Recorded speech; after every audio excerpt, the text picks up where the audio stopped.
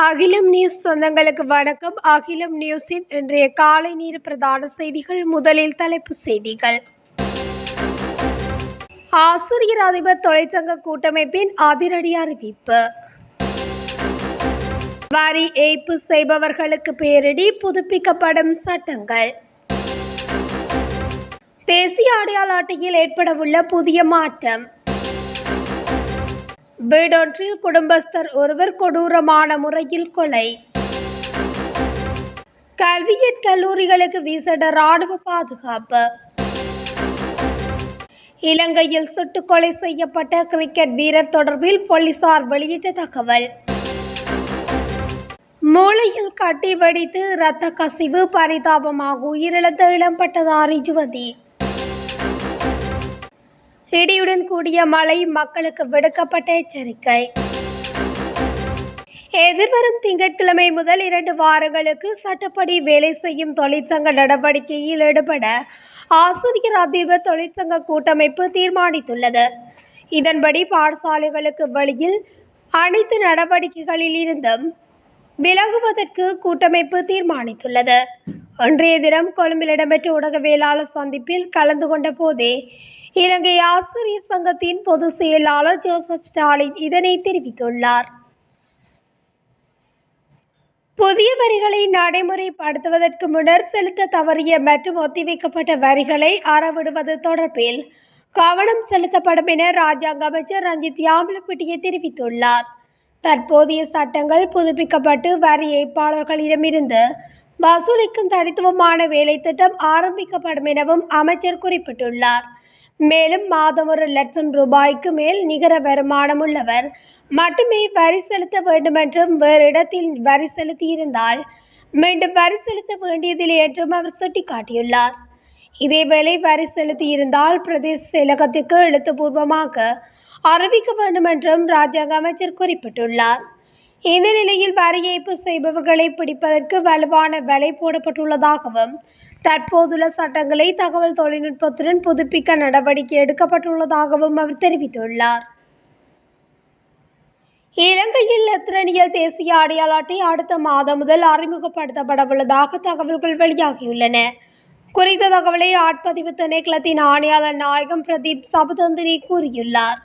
அந்த வகையில் தேசிய அடையாள அட்டையை பயன்படுத்தி முன்னெடுக்கப்படும் மோசடிகள் இலத்திரனியல் அடையாள அட்டை அறிமுகத்தின் பின்னர் இடம்பெறாது என அவர் தெரிவித்துள்ளார்.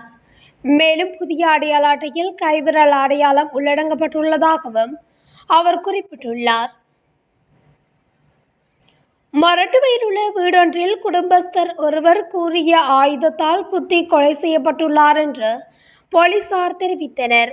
இச்சம்பவத்தில் பொடி 5000 அழைக்கப்படும் கரேந்துகுமார் என்ற 41 வயது நபரே கொலை செய்யப்பட்டுள்ளார்.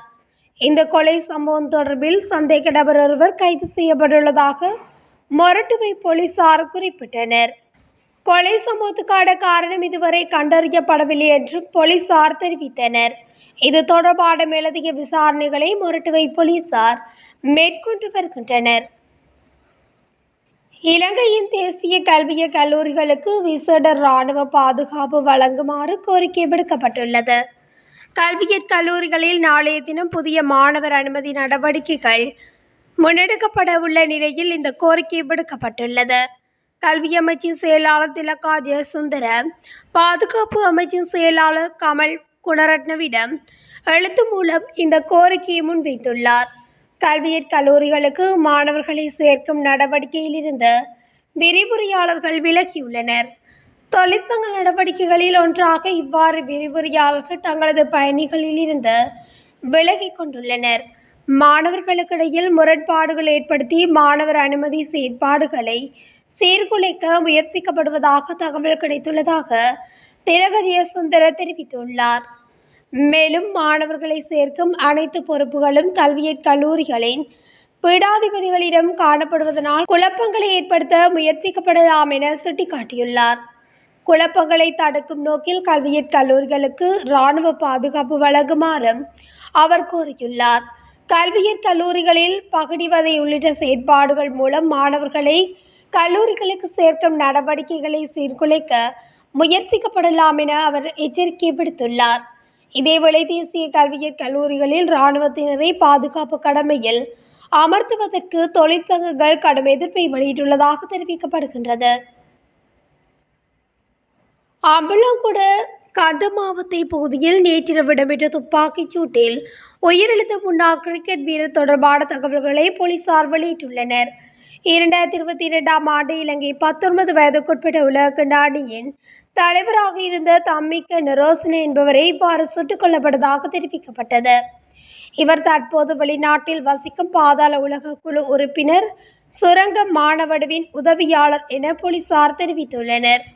தம்மிக்க நிரோசன வீட்டின் முன் நின்று கொண்டிருந்த போது மோட்டார் சைக்கிளில் வந்த இனம் தெரியாத இருவர் துப்பாக்கி பிரயோகம் செய்துவிட்டு தப்பி சென்றுள்ளனர்.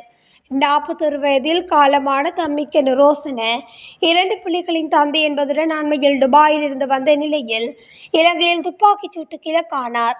கொல்லப்பட்ட தம்மிக்க நிரோசன இதற்கு முன்னர் வழக்குகளில் குற்றம் சாட்டப்பட்டவர் அல்ல என போலீசார் தெரிவித்துள்ளனர். படுகொலை செய்யப்பட்ட தம்மிக்க நிரோசனவின் சடலம் பிரேத பரிசோதனைக்காக பலப்பட்டிய வைத்தியசாலைக்கு அனுப்பி வைக்கப்பட்டுள்ளதாக தெரிவிக்கப்படுகிறது.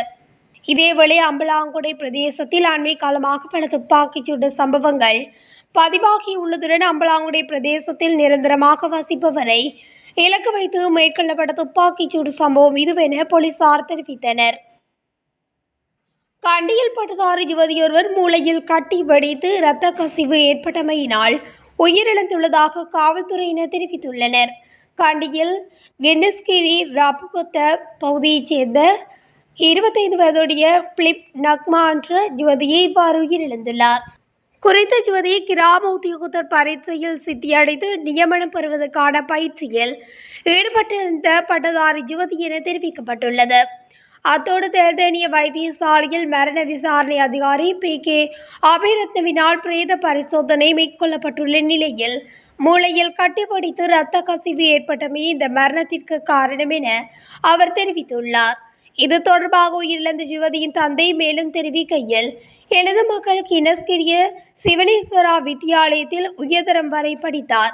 அதன் பின்னர் மட்டக்களப்பு பல்கலைக்கழகத்துக்குள் நுழைத்து பட்டப்படிப்பை முடித்து கிராம அதிகாரி பரீட்சையில் தோற்றி கிராம அதிகாரி பரீட்சையில் சித்தியடைந்து மெடுத்துபுர பிரதேச செயலகத்துக்கு நியமனம் செய்யப்பட்டுள்ளதுடன் அங்கு அவள் பயிற்சியின் போது மிகவும் கஷ்டப்பட்டு படித்தாள் என அவர் தெரிவித்துள்ளார். இயங்குநிலை தென்மேற்கு பருவப்பேச்சு நிலைமை காரணமாக நாடு முழுவதும் தற்போது நிலவும் காற்று நிலைமை மேலும் தொடரும் என எதிர்பார்க்கப்படுகின்றது. வளிமண்டலவியல் திணைக்களம் வெளியிட்டுள்ள அறிக்கையில் இதனை தெரிவித்துள்ளது. மேல் சப்ரகமுவ மற்றும் வடமேல் மாகாணங்களிலும் கண்டி நுவரெலியா காலி மற்றும் மாத்தறை மாவட்டங்களிலும் அவ்வப்போது மழையோ அல்லது இடியுடன் கூடிய மழையோ பெய்யக்கூடிய சாத்தியம் காணப்படுகின்றது. மேல் மற்றும் சப்ரகமுவ மாகாணங்களிலும் கண்டி மற்றும் நுவரெலியா மாவட்டங்களிலும் சில இடங்களில் 75 மில்லிமீட்டர் அளவான ஓரளவு பலத்த மழை வீழ்ச்சி எதிர்பார்க்கப்படுகின்றது. மத்திய மலைநாட்டின் மேற்கு சரிவு பகுதிகளிலும் வடக்கு வடமத்திய மற்றும் வடமேல் மாகாணங்களிலும் திருகோணமலை மொனராகலை மற்றும் ஹம்பாந்தோட்டை மாவட்டங்களிலும் அவ்வப்போது மணித்தியாலத்துக்கு 50 தொடக்கம் 60 கிலோமீட்டர் வரையான வேகத்தில் பலத்த காற்று வீசக்கூடிய சாத்தியம் காணப்படுகின்றது. நாட்டின் ஏனைய பிரதேசங்களில் அவ்வப்போது மணித்தியாலத்துக்கு 30 தொடக்கம் 40 கிலோமீட்டர் வரையான வேகத்தில் ஓரளவு பலத்த காற்று வீசக்கூடிய சாத்தியம் காணப்படுகின்றது. இத்துடன் அகிலம் நியூஸின் இன்றைய காலை நேர பிரதான செய்திகள் நிறைவடைகின்றன. தொடர்ந்தும் செய்திகளை அறிந்து கொள்ள அகிலம் நியூஸ் ஊடகத்துடன் இணைந்திருங்கள். நன்றி, வணக்கம்.